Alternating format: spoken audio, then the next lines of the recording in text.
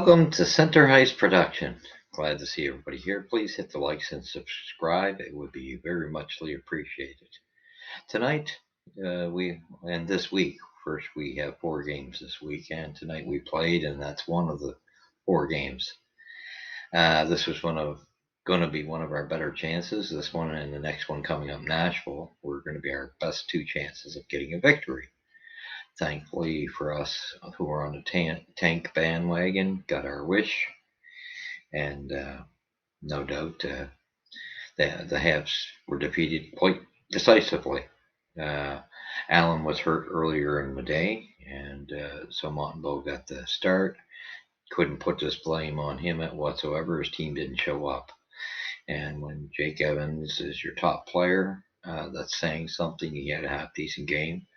Jack I had a half-decent game for the defenseman as he was hitting everything that moved. And Slavkovsky had a half-decent game too for the rookie. Just no help. So you couldn't really expect much more than that. And Jake Evans got in a bit of a tango tonight too, a bit of a fight. And so it was that type of game. By Montreal, too many passengers, and Martin St. Louis was interviewed afterwards and said the very same thing, that just too many passengers when one guy doesn't want to do it, and then it passes on like a domino effect. And that's exactly what it looked like out there. So the game started with Toivonen scoring, assisted by Vince Dunn and Yanni Gourde. And then they came with the power play goal. The second goal was Daniel Sprong, assisted by Borowski and Matty Beniers, the young fellow there. He's quite a good player.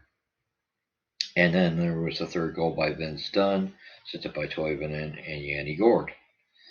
So a lot of similar players. And the second period there was no scoring.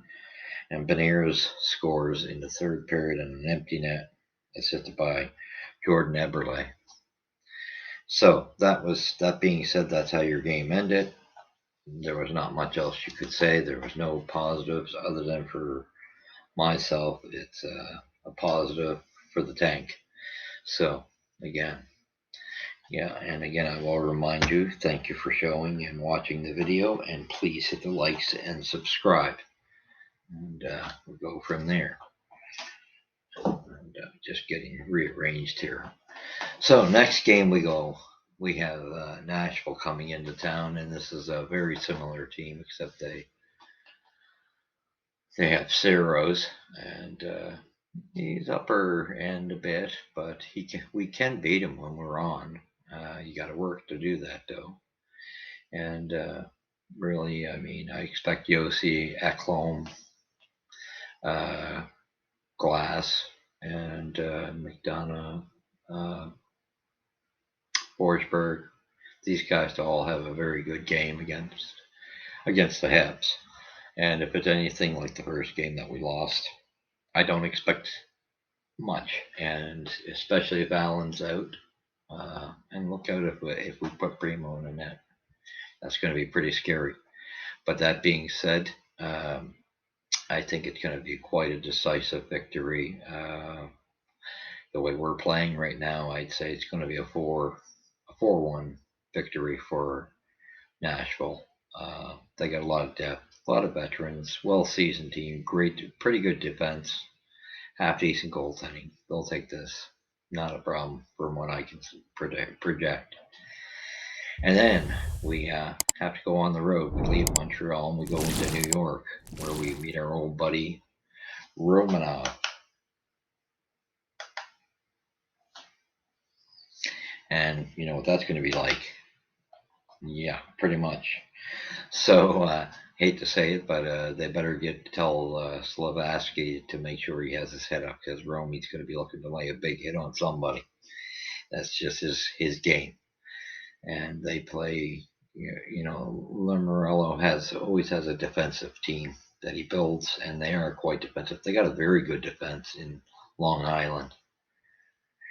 And they got Sorokin in the net, and he is pretty solid. I'd say, you're looking at a goaltender that is above both goaltenders that we just played.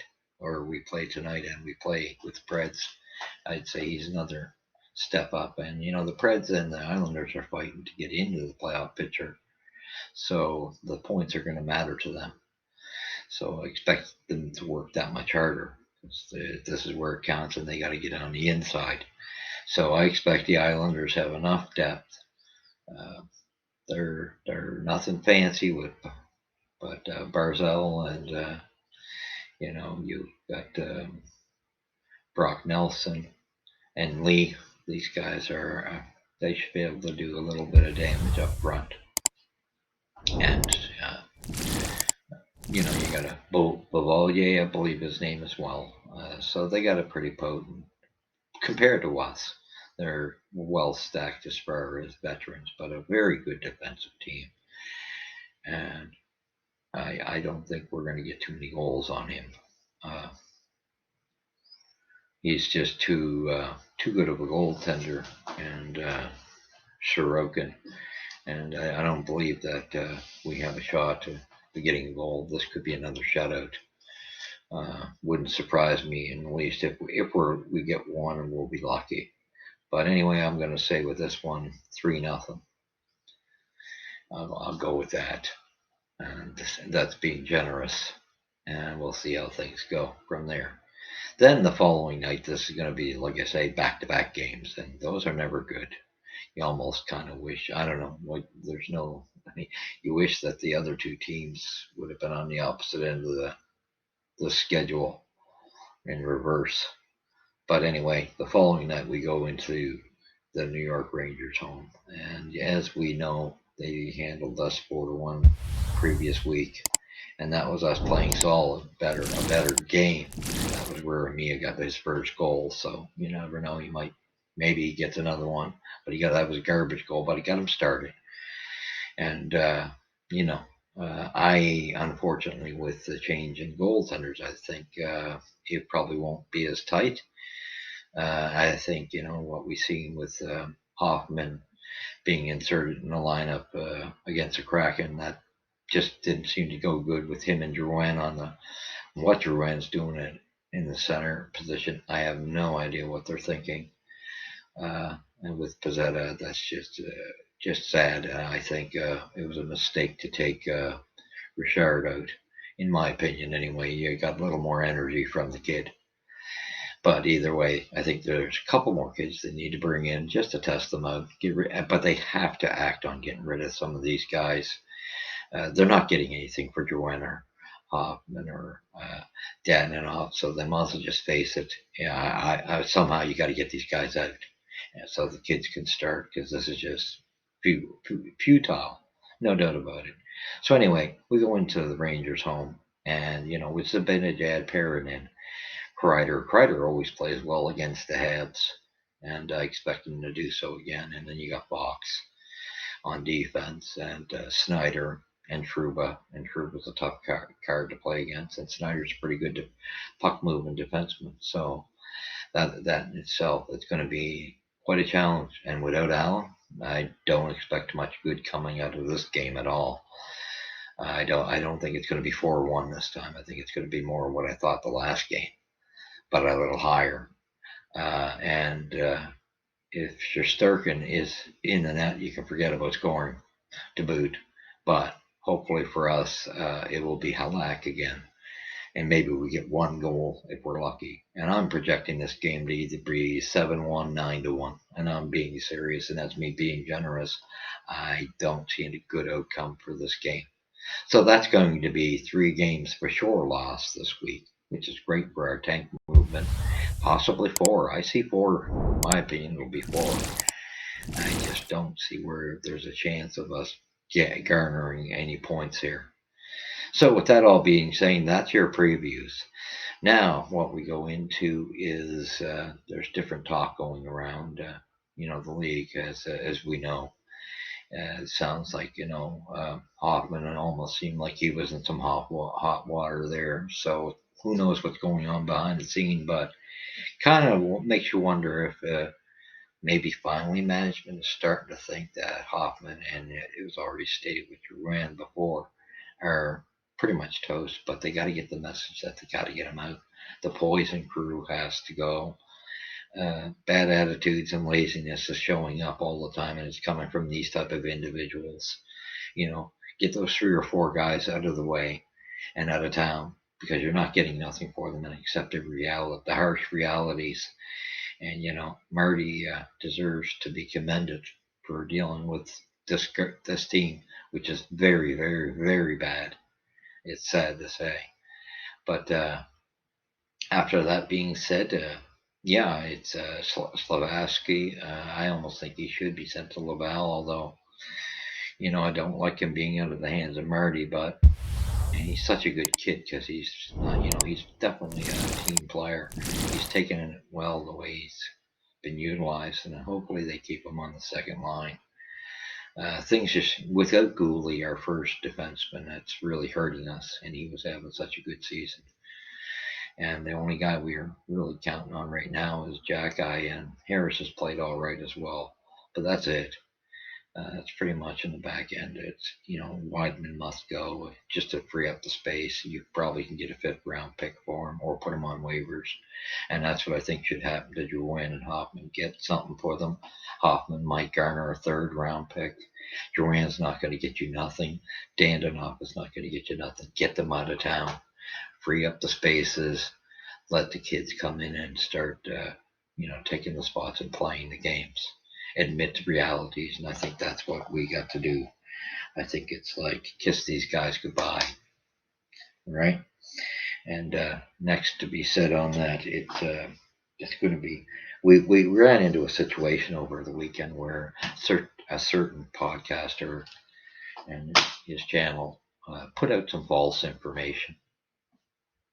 And I tend to, and I have no problem, saying who I think highly of. I've watched Knuckles Nyland and Tony Marinaro for years on the radio. I followed them very closely, and I still do. Always have followed them, and have been doing so. And I mentioned this because I had helped out this particular network. And they knew I followed these channels, so there should have been, no one's going to dictate to me who I can watch and who I support. But that being said, the shame of it is with this false information video. They made a video, this particular host. Like I say, it's like watching a cartoon of, if you remember that whiny kid Caillou. Yeah, that's pretty much it. So you get my just, and being an older individual, you would expect more. Same thing with his co-host, Patron. I just got to tell you, it's very sad when you have to attack other channels. They did this. They followed myself and a few others that had left the podcast. Dishonesty, calling names. When you do that to people that have helped you, it's not going to get you far. And when you're getting mad at everybody's opinion, when you're not agreed with, that's your problem. See you later. And hopefully, it seems like bit by bit people are figuring it out. But to come out and slander a gentleman that was on Tony Marinaro's show, and it's obvious that they sent people in to watch it because they're coming off the air right when Tony shows on, so they can come over. But they're being very cowardice about it as well, by changing their handles so they think that no one can see it, because they've been following the individuals that left their show. But these individuals left the show because of the knives and the fact that a lot of lies being had. So they just wanted to get away. And it seems like this particular host and his crew want to pretend act like spies, like are we in kindergarten or grade 2? But when you can sit there and say, man, and that's exactly why I bailed out. I couldn't tolerate this type of shenanigans. And to see it again, not only did I get a blade in the back, he stabbing Tony, who's, he doesn't know, in the back, Marinaro, because he's jealous of his show. And to say that Grant McKeag started a rumor, that was just unfair, and it's slanderous. And I want to make people aware of that. And, other channels as well, because like I found myself having to look out for certain ones. I don't have no problem. Like Junkie's my guy. and Tony Marinero, Knuckles, and Amy, who's a newer show. I forget the name of her show, but I watch her quite regularly. There's Hockey Digest, Tropicana, and there's a few others that I haven't mentioned. I can't think of just all, but so don't take it as an offense. But we as podcasters should be mature enough that we're not attacking each other. And it was hard enough that when this guy attacked me, because I had to warn Tony of what was going on, that they were sending people in, and Tony was figuring it out as well with the slander he was taking in the middle of shows, and they had to kick people out just not knowing what was going on. But they were going back, and when you're immature enough that you have to go back and say, "Oh, we're the healthy channel." Do you have to, what does that state about you? It states an immaturity, because you got to sit there and make yourself feel good because what? You're so jealous of Tony's numbers. I mean, it's just not professional. No one has to attack each other that way. And then you're chasing the people who left. Really? Do you have a life? Leave them alone. They did nothing to you. You left. You spoke of lies. You didn't treat them well. They left and were willing to leave. But they're not going to hide when they're asked what happened. So anyway, this host gets mad and actually texts me. I have all of this text, uh, just the shenanigans of, because he didn't like being, nobody said nothing bad about him other than this is what's going on in the channel. And if you can't control your people and you're behind that, and your co-host is the guy stirring that up, then what do you expect? Don't attack somebody when you're in the wrong. And if anything, myself and others have been straightforward when we're asked. There's nothing to hide. We've said everything openly, and this individual hasn't put blades in people's back, and they're not going to put up with that. I couldn't.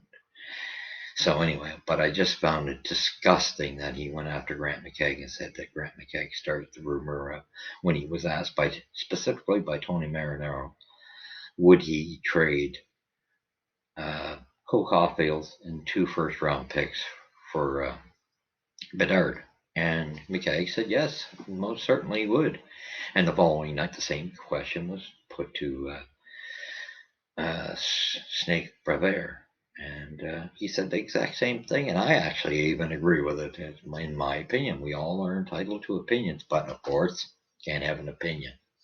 And it was funny because on that channel, when I captured, because it had a big question mark, in getting its point across, and him coming out stating that there was a rumor started and mentioning, and it was right there in his chat in the comments of Grant McKegg was being insulted by his viewers, and he managed to take that down and delete that part so it wouldn't be seen or captured. But anybody wanting to know, like if there was someone on the Marinero show that wants to check that out, all they'd have to do is go to Saturday's episode where it talks about Cole Caulfield and the trade rumor, and that's a bunch of BS.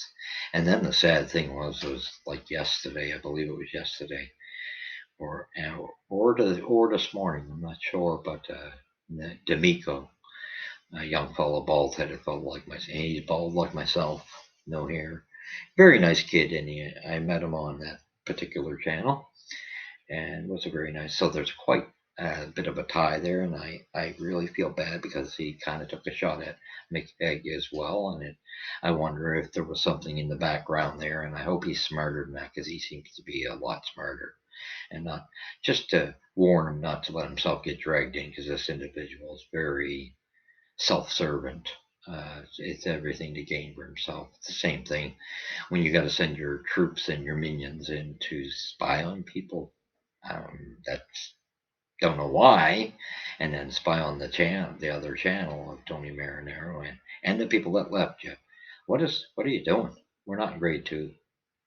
This is foolish for somebody that's well in their 60s.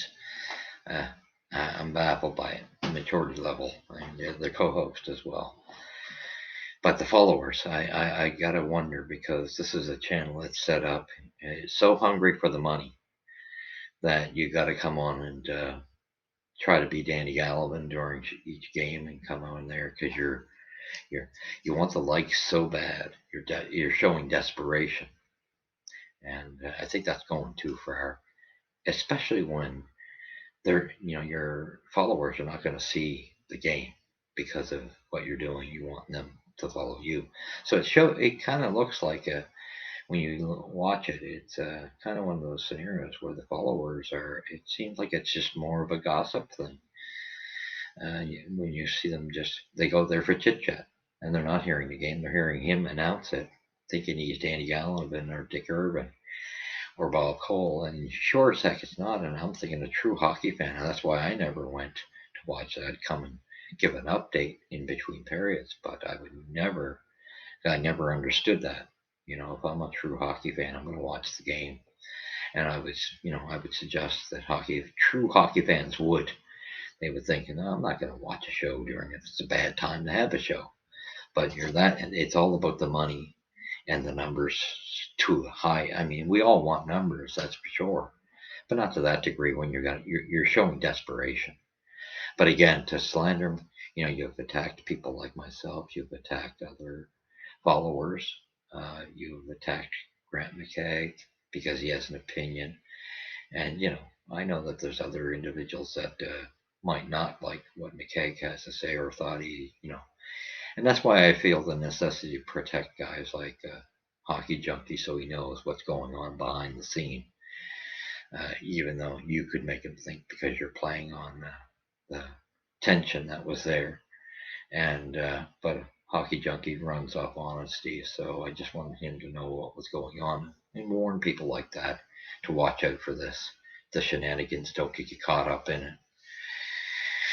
And, it's just foolishness.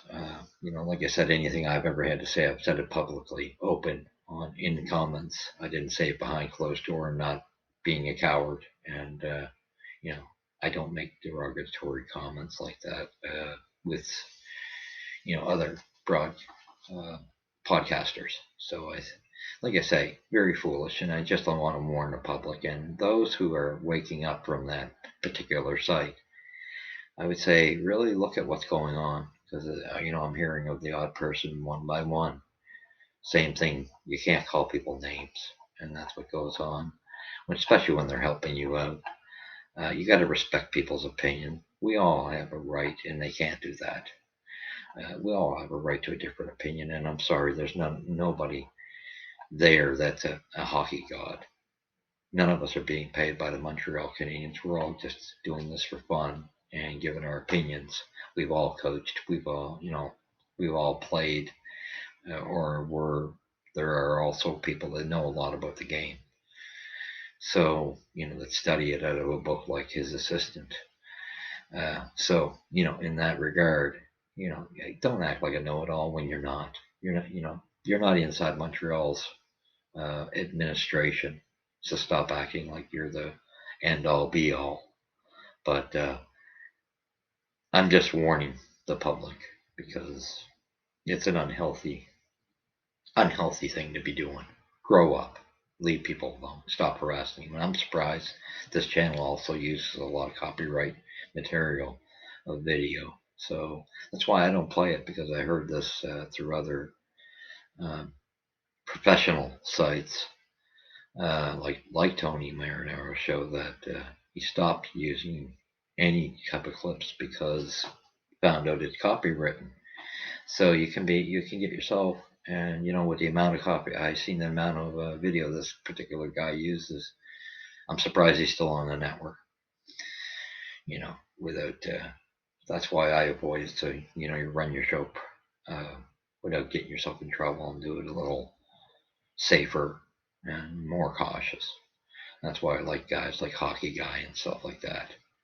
It's I'm more of a once a week. I'm starting off slow, but I want a good fan base, like a good following, healthy. So I'd like to, hit about 40 or 50 views and likes. That would be great, and subscriptions to come forward. But I'm not just all about that as well. I'm trying to get there like anybody else is, but integrity matters first and foremost.